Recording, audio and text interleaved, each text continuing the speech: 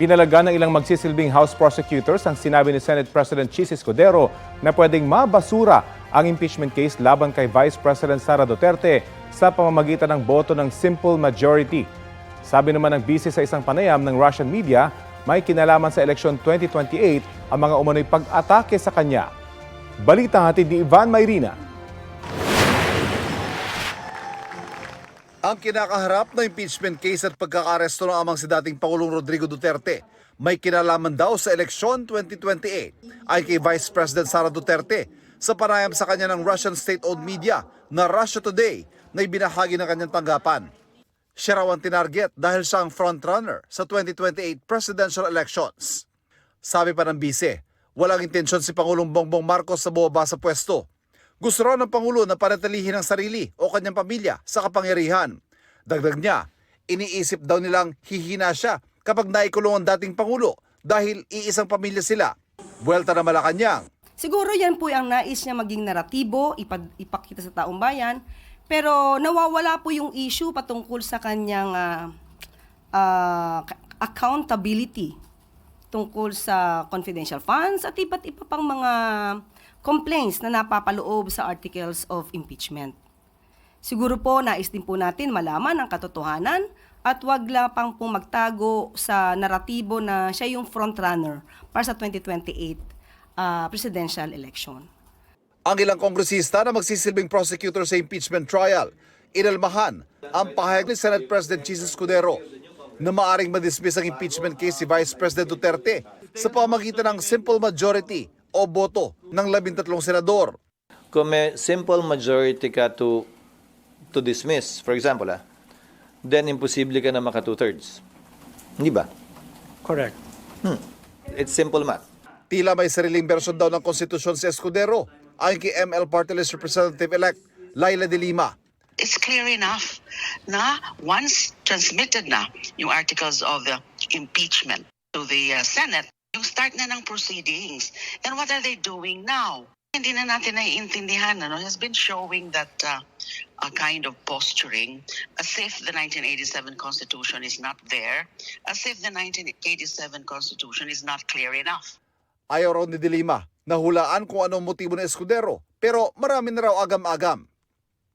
Hindi maiiwasan yung mga agam-agam na this is part of a plan. I don't know if this is coordinated. This is something that is consciously being made by the parties, meaning the defense, and then yung senators mismo as an impeachment court.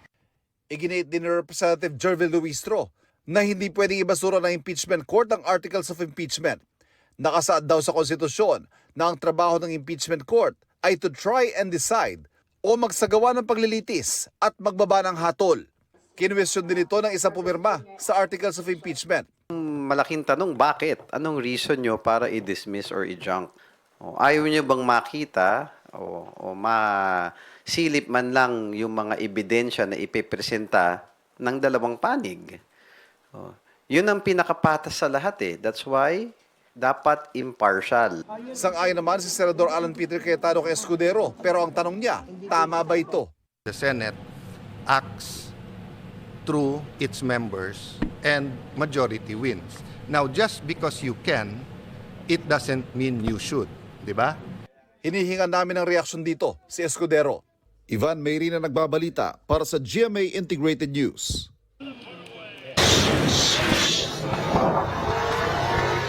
Nagulat ang motorcycle rider na yan nang sumulpot sa tabi ng kalsada ang isang cobra sa Cervantes, Ilocos Sur. Agad siyang nakaiwas sa ahas ng paandarin niya ang sinasakyan niyang motor. Gumapang naman patawid ng kalsada ang ahas at pumunta malapit sa mga bahay roon. Ayon sa rider, tinatayang mahigit 2 metro ang haba ng ahas. Balikulungan naman ang isang construction worker dahil sa pagbebenta ng iligal na droga sa Quezon City. Ang suspect aminado sa paratang dahil daw sa hirap ng buhay. Balitang hatid ni James Agustin.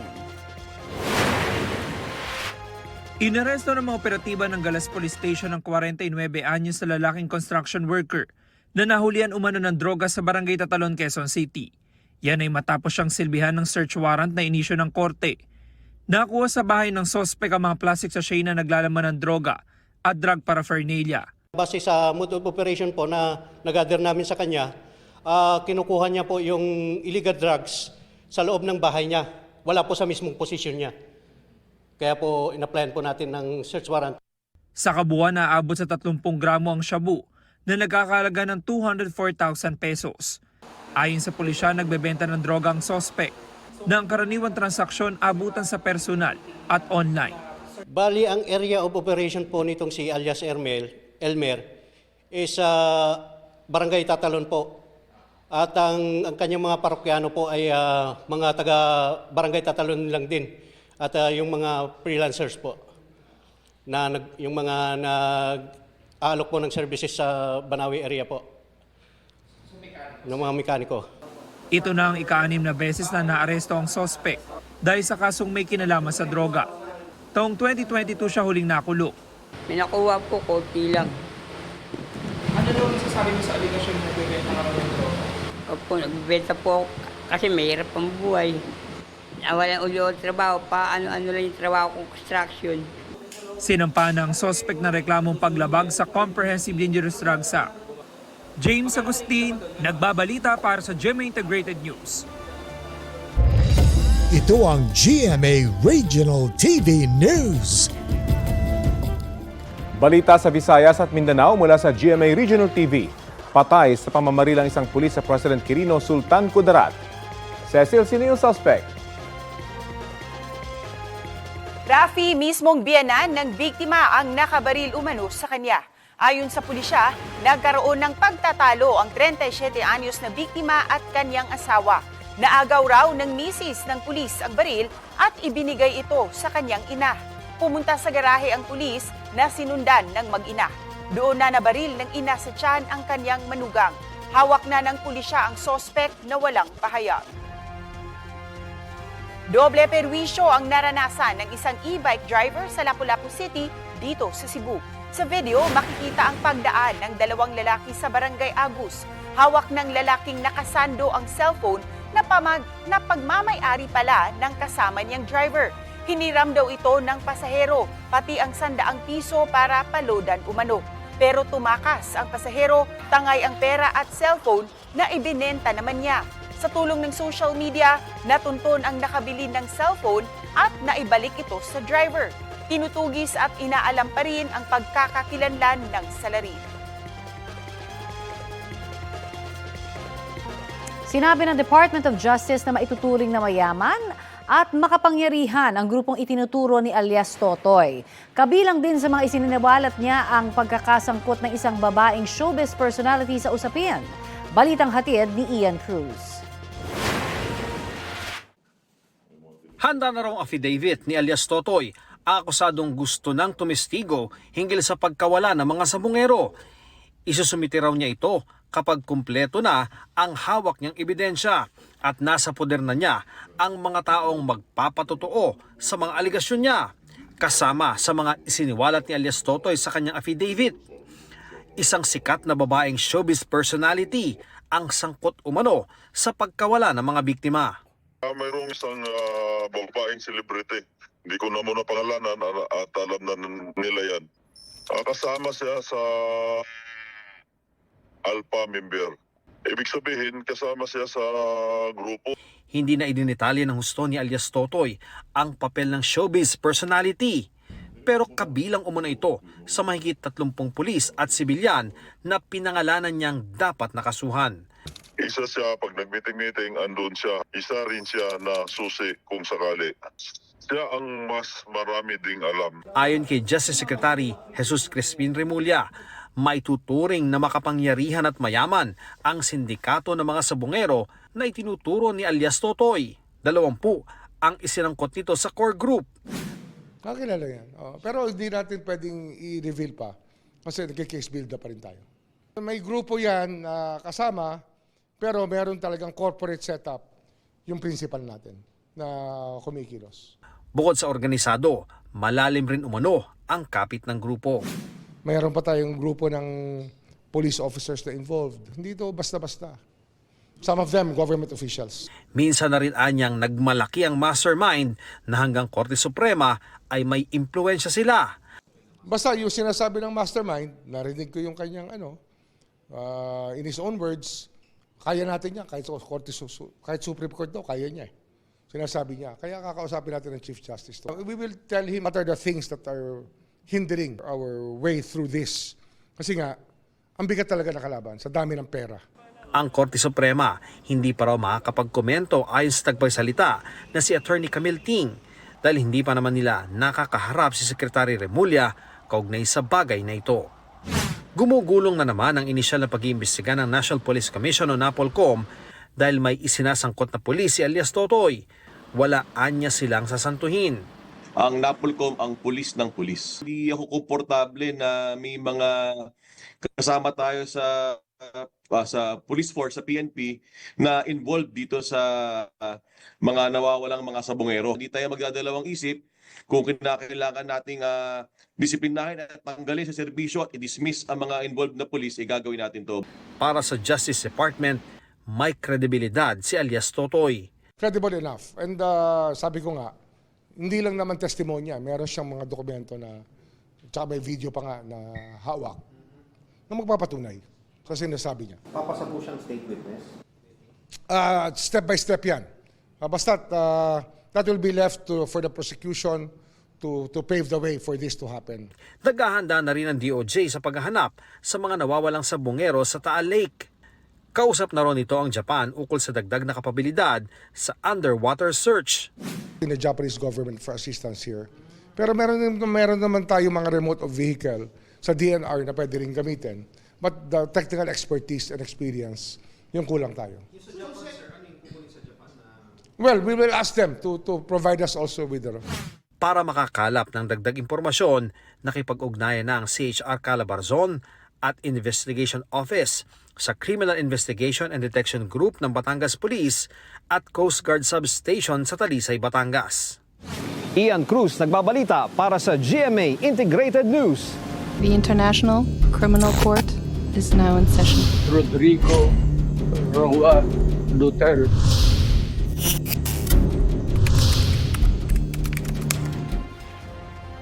Tinutulungan ng Department of Justice ang International Criminal Court na protektahan ang ilang testigo laban kay dating Pangulong Rodrigo Duterte sa kasong murder at crime against humanity. Ayon kay Justice Secretary Jesus Crispin Remulla, 3 hanggang 4 na witness ang pinoprotektahan nila kasunod ng hiling ng ICC. Posible pa raw silang madagdagan. Ang ICC raw ang magdadala sa mga testigo sa The Hague, Netherlands kung kinakailangan.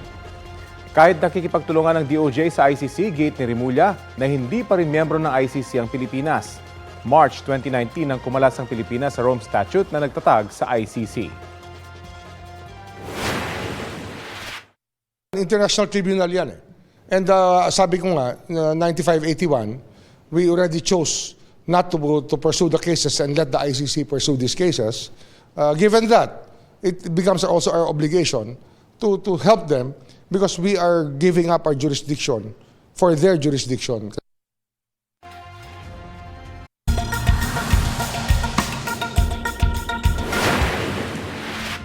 Naglalagablab na apoy na nagdulot ng makapal at maitim na usok.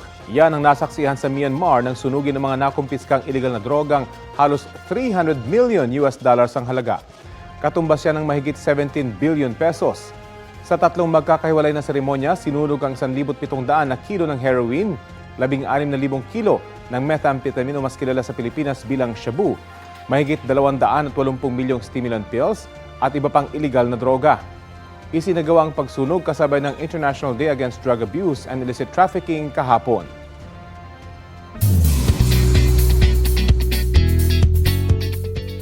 Ready to roar na ang franchise fans ng sci-fi movie na Jurassic World Rebirth. Ang ilan sa mga bida ng pelikula na sina Scarlett Johansson at Jonathan Bailey nag-share ng mga naging ganap nila sa production. Yan ang latest ni Lin Ching.